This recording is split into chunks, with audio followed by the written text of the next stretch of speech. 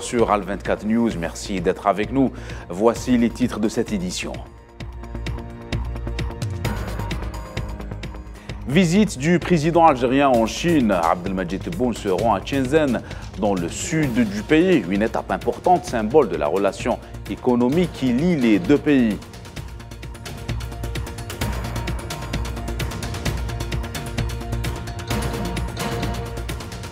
L'Algérie réagit à la prétendue reconnaissance de la souveraineté marocaine sur le Sahara occidental. Le ministère des Affaires étrangères évoque une fuite en avant.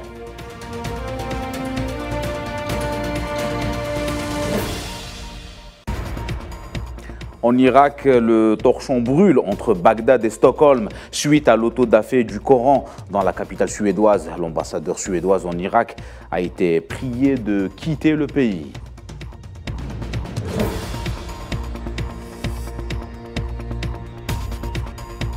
Nouveau coup entre les deux Corées. L'escale d'un sous-marin américain en Corée du Sud déplaît fortement à Pyongyang.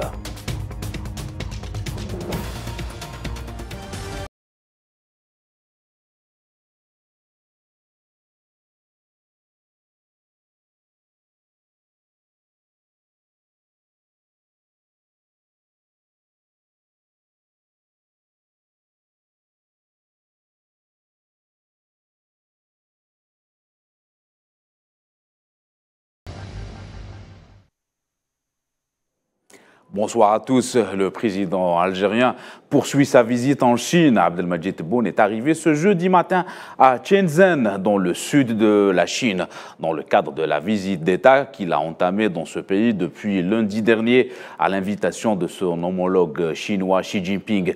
Une importante délégation ministérielle accompagne le président algérien lors de cette visite qui s'inscrit dans le cadre de la consolidation des relations solides et enracinées entre Alger et Pékin et du renforcement de la coopération économique entre l'Algérie et la République populaire de Chine.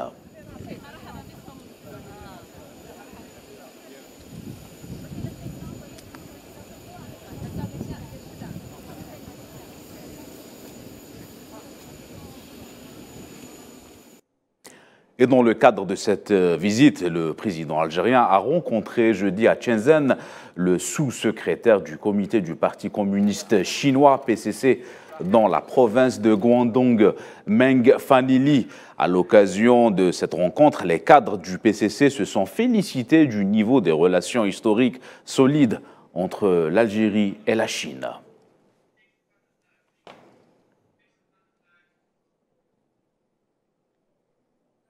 Une visite durant laquelle le président Abdelmadjid Tebboune a rencontré des représentants de la communauté algérienne établie en Chine. Le président Tebboune a écouté les préoccupations de différents intervenants, notamment des étudiants et des hommes d'affaires résidant en Chine, avant de répondre à des questions portant sur divers sujets.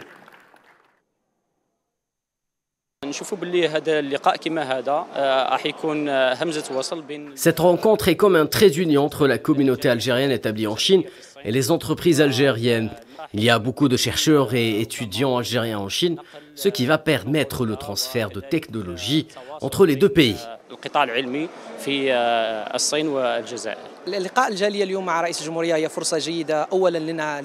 La rencontre de la communauté algérienne avec le président de la République est une occasion propice pour nous. Ce rendez-vous nous permet de connaître la nouvelle orientation de l'Algérie, notamment en ce qui concerne le renforcement des relations avec la Chine, les moyens d'y participer.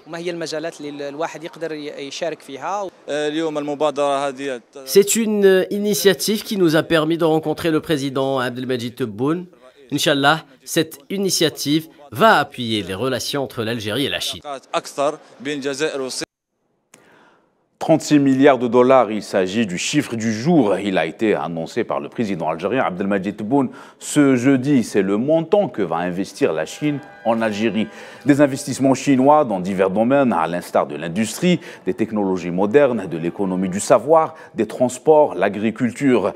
Un chiffre qui témoigne une fois de plus d'une coopération économique majeure entre Alger et Pékin.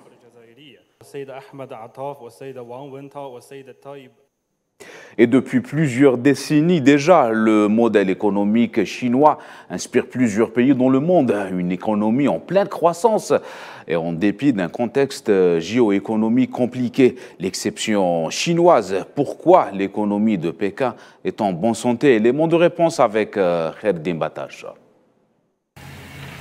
36 milliards de dollars d'investissement chinois venus en Algérie. En voilà une preuve de plus du sérieux de l'engagement économique chinois vis-à-vis de son partenaire. L'annonce faite jeudi à Pékin par le président algérien Abdelmadjid Tebboune vient mettre le sceau de l'attractivité sur le parchemin de la nouvelle loi algérienne sur l'investissement. À travers de nombreux engagements de la sorte et grâce à un modèle économique des plus efficients, la Chine a réussi à se hisser au rang des pays attirant le plus d'IDE dans le monde. En 2022, pas moins de 322 milliards de dollars ont été investis en Chine, au coude à coude avec les États-Unis. Depuis quelques années, Pékin est au cœur d'une guerre économique sans merci avec les États-Unis et l'Europe. Plus gros exportateur du monde avec 3 364 milliards de dollars en 2021-2022, loin devant Washington qui n'aura totalisé que 1 754 milliards de dollars durant la même période.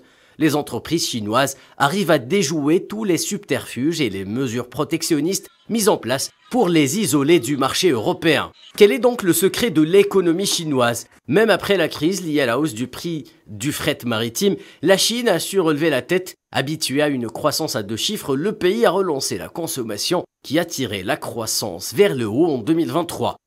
L'un des points forts des produits chinois est par exemple un rapport qualité-prix quasi imbattable qui leur confère une force de pénétration dans la plupart des marchés du monde. La compétitivité des entreprises chinoises en est largement renforcée. La Chine accorde également beaucoup d'importance à l'intelligence économique. Qui connaît l'autre et se connaît lui-même peut livrer sans bataille sans jamais être en péril, disait Sun Tzu. L'intelligence économique est devenue un outil incontournable qui permet aux entreprises d'avoir une longueur d'avance sur leurs concurrents. Enfin, la politique de colocalisation de la production dans de nombreuses régions clés du globe et dans des secteurs souvent stratégiques et des projets structurants, une façon de faire avancer le projet phare de la Chine, la ceinture de la route de la soie. Autant d'arguments que la Chine entend mettre à profit de l'économie algérienne à travers l'intensification de la coopération et le travail main dans la main à l'exportation de produits manufacturés en Algérie vers un continent qui comptera 2 milliards de consommateurs potentiels en 2050. Il s'agit de l'Afrique. Et le concept du co-développement est désormais un facteur prépondérant dans la coopération sino-africaine. Entre ces deux espaces géographiques, les rapports reposent sur le principe de l'avenir en commun, une notion en contradiction avec les fondements des relations internationales préconisés par l'Occident. Plus d'éléments avec Tininan Makassi. Du politique à l'économique en passant par le culturel, les relations afro-chinoises ont pour socle l'histoire. Plus de 100 ans de coopération avec pour philosophie le gagnant-gagnant.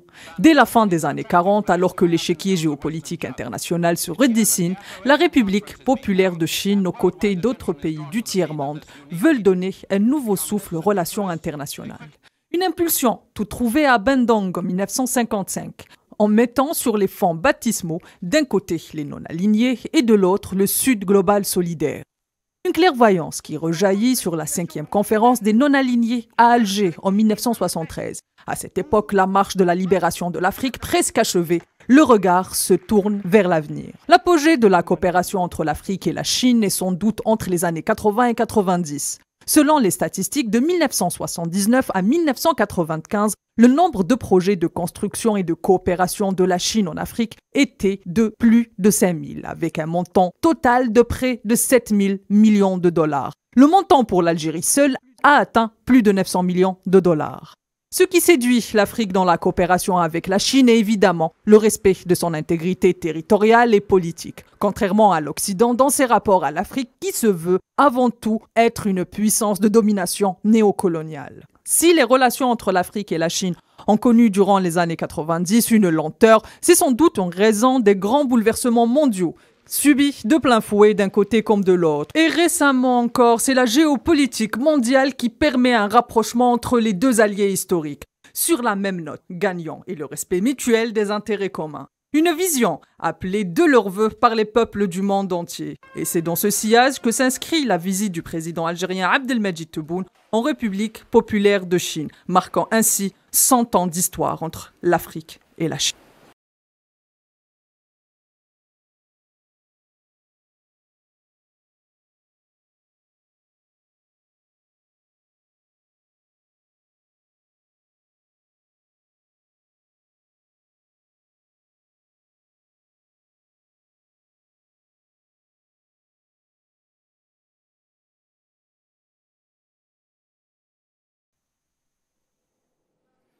Dans le dossier sahraoui, l'Algérie, par la voie de communiqué de son ministère des Affaires étrangères, dénonce avec la plus grande fermeté la reconnaissance par l'occupant sioniste de la prétendue souveraineté du Maroc sur le territoire du Sahara occidental, affirmant que c'est une violation flagrante du droit international et des résolutions du Conseil de sécurité de l'ONU et des règlements de l'Assemblée générale des Nations unies concernant la question du Sahara occidental.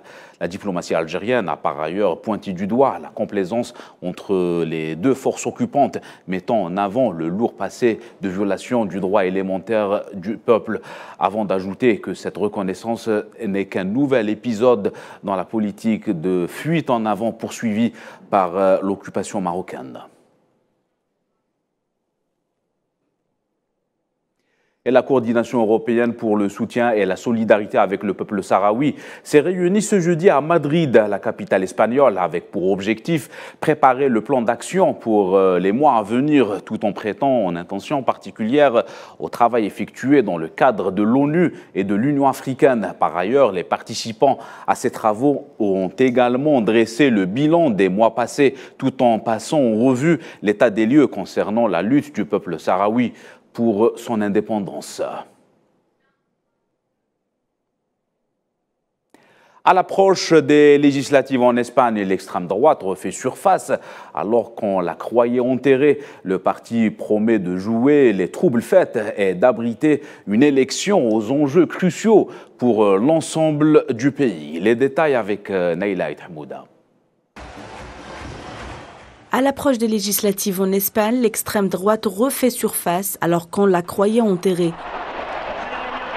Vox s'impose comme une véritable force incontournable et un allié indispensable à la droite.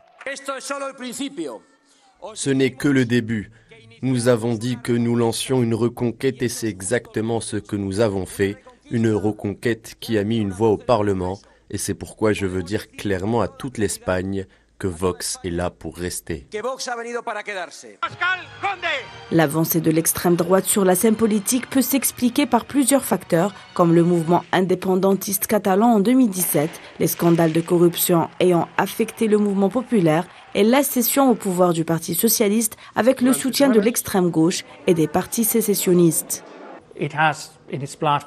Même s'il a dans sa plateforme des idées sur la restriction de l'immigration, comme le reste des partis d'extrême droite européens, Vox ne met pas l'accent là-dessus.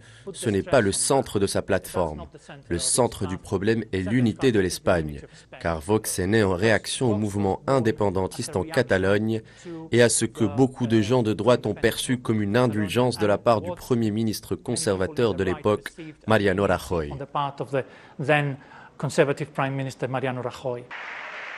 Autre raison de la montée en puissance de la Vox sont le revirement opéré par Pedro Sánchez en mars 2022 dans la position officielle de l'Espagne sur le Sahara occidental et la suspension du traité d'amitié, de bon voisinage et de coopération conclu en 2002 avec l'Algérie. Les impairs commis par les socialistes ont permis à l'extrême droite de refaire surface sur la scène politique espagnole, un phénomène qui est très européen depuis quelque temps.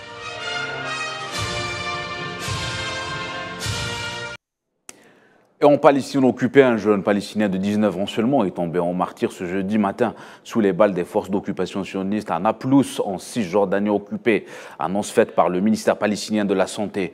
Depuis le début de cette année, au moins 196 Palestiniens sont tombés en martyr.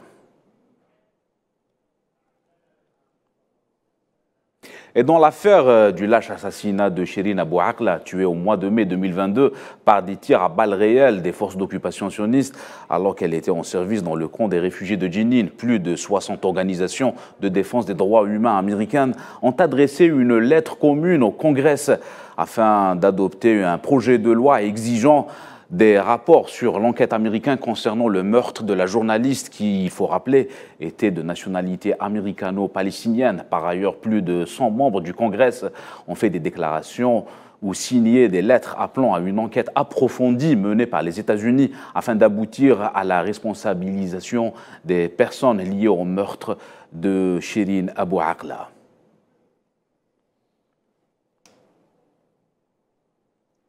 Nous vous le disions en titre, en Irak, des manifestations ont incendié ce jeudi l'ambassade de la Suède à Bagdad après l'annonce d'un nouvel autodafé du livre saint du Coran autorisé par les autorités suédoises à Stockholm. Les autorités irakiennes ont d'ailleurs annoncé le renvoi de l'ambassadrice de Suède à Bagdad, Jessica Savstrom.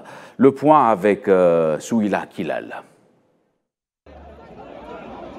Entre Bagdad et Stockholm, le torchon brûle. Ce jeudi avant l'aube, l'ambassade de Suède à Bagdad a été incendiée lors d'une manifestation en protestation contre un nouvel autodafé du Coran annoncé pour la journée de ce 20 juillet à Stockholm. Pendant ce temps, à Stockholm, justement, un réfugié irakien a piétiné à plusieurs reprises un exemplaire du Coran avant de repartir sans mettre le feu au livre saint, comme il avait déclaré vouloir le faire.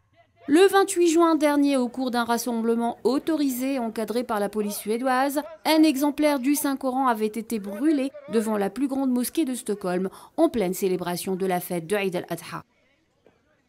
Cet incident qui a suscité une vague d'indignation dans le monde musulman avait alors été qualifié de provocateur et méprisable. Dès mercredi soir, le gouvernement irakien a condamné des actes racistes incitant à la violence et à la haine, quelques heures après avoir convoqué l'ambassadrice de Suède à Bagdad pour l'informer de la vive protestation de l'Irak concernant l'autorisation donnée par son pays à des extrémistes de brûler le Coran, les autorités irakiennes ont annoncé son renvoi. De son côté, la Suède, par le biais de son ministre des Affaires étrangères, Tobias Billström, a souligné que les attaques contre les ambassades et les diplomates constituent une grave violation de la Convention de Vienne. La Suède a par ailleurs annoncé la convocation du chargé d'affaires irakien. Des actions similaires ont par le passé eu lieu en Suède et dans d'autres pays européens. Pour de nombreux observateurs, ces lois légiférées qui autorisent de brûler un livre saint, peu importe la religion concernée, au nom de la liberté d'expression et de la démocratie, ne font qu'engendrer haine, racisme et intolérance. C'est ce qui explique d'ailleurs la montée en puissance de l'islamophobie ces dernières années, un phénomène qui connaît une expansion dans plusieurs pays européens et stigmatise clairement les musulmans en encourageant le recours à la violence. Et le conflit ukrainien qui perdure alors que la Russie a mobilisé ses troupes pour contrer la contre-offensive ukrainienne. Une contre-offensive vouée à l'échec, selon le président russe Vladimir Poutine. Les détails avec Safouane Ben Sabri. 100 000 soldats et plus de 900 chars ont été mobilisés par la Russie au nord-est du front russo-ukrainien. Et ce alors que l'armée ukrainienne tente depuis le mois de juin de trouver une brèche dans le dispositif de défense russe. Face à la contre-offensive ukrainienne longtemps espérée, l'état-major russe souhaite signer une victoire retentissante. 3 zones sont actuellement le théâtre d'affrontement entre les deux armées, le front du sud-est, du centre-est et du nord-est. Dans cette dernière, les troupes ukrainiennes avaient réussi une percée importante dans la zone de Kharkiv en septembre 2022. La donne a changé aujourd'hui, Moscou voulant frapper un grand coup sur ce front. Sur le front du centre-est, Kiev a reconnu bon gré malgré avoir renoncé à une stratégie offensive. L'armée ukrainienne se dit désormais sur une position de défense alors que les attaques russes sont continues. Vladimir Poutine a par ailleurs affirmé que la contre-offensive ukrainienne lancée en juin a été mise en échec, soulignant que l'Ukraine n'avait remporté aucun succès lors de sa contre-offensive. De leur côté, les États-Unis ont annoncé une aide de 1,3 milliard de dollars à l'Ukraine. L'aide prévoit notamment la livraison de systèmes de missiles antiaériens et de drones explosifs fournis par les Alliés. Nouveau coup de chaud entre les deux Corées suite à l'escale d'un sous-marin américain muni d'armes nucléaires au large de son pays. Dans un communiqué rendu public, le chef d'État déclare, je cite, « L'escalade peut tomber sous les coups des conditions d'utilisation des armes nucléaires ». Fin de citation. Et c'est la fin de ce journal. Excellente suite de programmes sur Al 24 News.